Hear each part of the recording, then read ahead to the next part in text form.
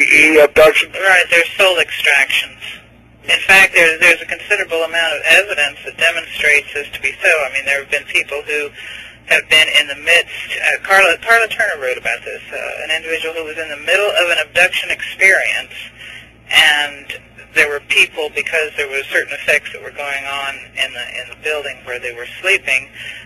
They went rushing to the room, and they saw this person sitting in the bed, surrounded in a glow of blue light, and that this individual was frozen. There was kind of like a force field, and the two individuals who were observing this were unable to go to her aid. They themselves became almost paralyzed by the effects of this blue light that surrounded the person. And after it was all over with and the blue light faded, and the person dropped back down on the bed, and they weren't, I mean, they were like partially sitting up. An entire abduction experience was described that was so completely bizarre, and clearly something had happened. And then I later had a case myself where the blue bubble of light was involved. So we came to some idea after researching a little bit further that this blue bubble of light indicates that what you'd call a realm or dimensional curtain is being breached. And when that happens, these soul extractions can occur. And then what happens is that after the soul is extracted, or the frequency body, in this alien reality, which I remind you is a physical reality in a very real sense, a new body is molecularized around this pattern, and all of the operations of the abduction scenario then take place on the molecularized body, which is then demolecularized technologically, and the soul is sent back. The frequency of the soul has been changed, and the frequency of the changed soul then changes the frequency of the physical body. It's home. Right. And therefore, the things that were done to the remolecularized body in the other realm manifest in the physical body. Now, that's very interesting. I never heard that before either, that theory that when they abduct people, like you could describe as soul extraction or an astral abduction, that they create a physical body for you in this other realm and work on you through that, and then demolecularized, and then send you back to your This is something that I have gotten from people under hypnosis by asking the right questions under the right circumstances.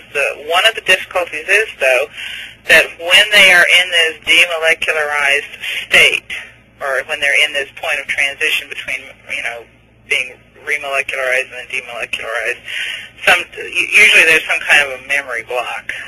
Some of them perceive it as a wall of fire. Interesting. Well, Laura, at this point, I think we need to go to our break here, so let's just hold that thought with the wall of fire, and we'll be back here shortly to continue our interview with Laura Knight on Night Search. Stay tuned. Welcome back to Night Search. I'm Eddie Middleton in Memphis, Tennessee, and my guest tonight is Laura Knight, and we've been discussing her research on hypnotic regression and how she discovered the alien reality of the abduction phenomenon. Laura, we're talking about the exorcism you performed on the young boy, and you found, of course, he had an adult possessing him. Was this an adult alien, or you said a demonic signature? That's what I wanted to explore, the aliens having a demonic signature, and what really does that mean? Well, first of all, let me really make it clear that there's a big difference between attached entities, or dead dudes, as we like to call them. Like Edith Fiore dealt with in her book, The Unquiet Dead. And demonic entities. Demonic possession is really quite rare.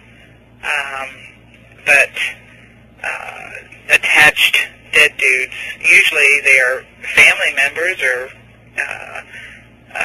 people you love or care about, or people who are very psychically similar to you in some way. So thinking about having an attached entity shouldn't make anybody go crazy. But having a demonic possession is something altogether different, and it is quite rare. There's a big error among people who call themselves exorcists. I was not an exorcist for a long time until I did an actual exorcism. I was somebody who did spirit release therapy, which is quite different. Right. It's almost like having additional souls to counsel, because usually you counsel the attached entity, discover what its problem is, and you therapeutically get it to release and do what it's supposed to do, go into the light. A demonic type entity has to be evicted, and it's not that easy. Okay. Yeah, go ahead. So, having said that, when I say the demonic signature is something that expresses a certain, shall we say, using the terms of Ra, a certain self-service mentality. They may be even beneficial in some perspective, but this beneficence is always directed towards themselves. They have a certain attitude that their rights are the only rights that count, and their wishes are the only wishes that count, and they are energy suckers from the word go. This is just basically the violation of the rights of other beings. But as we understand, sometimes the violation of the rights of other beings can take a very benevolent aspect. For example, something I wrote recently, we always are taught to look at the image of the shepherd, the good shepherd, who takes care of his flock, and how tenderly he cares for them, and how he searches out the lost lamb in the storm and the darkness, and goes through all of these ordeals to protect his flock. Well, think about it. Why is he taking care of his flock? Because he's going to be ultimately exploiting them. Exactly. He's going to shear them, and most often they end up in the pot. So don't for a minute think that there can't be benevolent behaviors on the parts of some of these beings, entities, individuals, whatever you want to call them. We could say seemingly benevolent behavior. Right, but you always, when you begin to track the activity, there is a motive, and that motive is self-serving in the end. And that is, in the end, what we see in the alien abduction phenomenon and most so-called alien interactions. Now, do you make a distinction between demonic beings and alien beings? Oh, absolutely, absolutely. A demonic being, by technical definition, is, well, it's what we call a fifth density being. Sixth density? Fifth, okay. Right, because it's, just imagine, if you will, an etheric slug. And a demonic, the characteristic of the demonic being is that it is so contractile that it has passed the point where it is capable of giving anything. Aliens are still at a lower level of experience. They're what we call fourth density beings.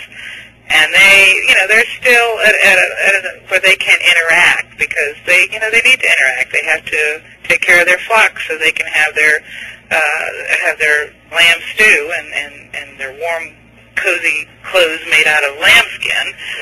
So they're still capable of interacting in even a seemingly benevolent way, but a truly demonic being is totally etheric. It has no physical manifestation. It inserts itself into the interstitial spaces of your soul frequency and lives there like a sucking slug. So just picture it that way and you'll have an idea. And now you say they have no physical manifestation. No.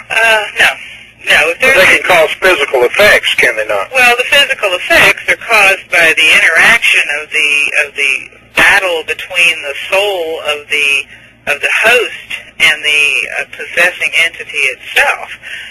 Even higher astral beings, you know, any kind of being that produces what you'd call a poltergeistal type effect is a lower level being, usually earthbound. Not demonic. No, they're most definitely not demonic.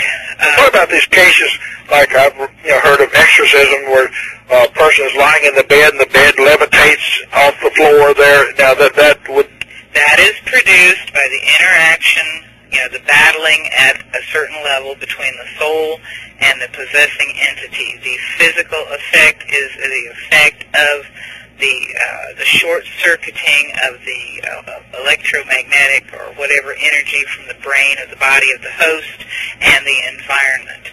There have actually been some studies done, as William Roll at North Carolina did some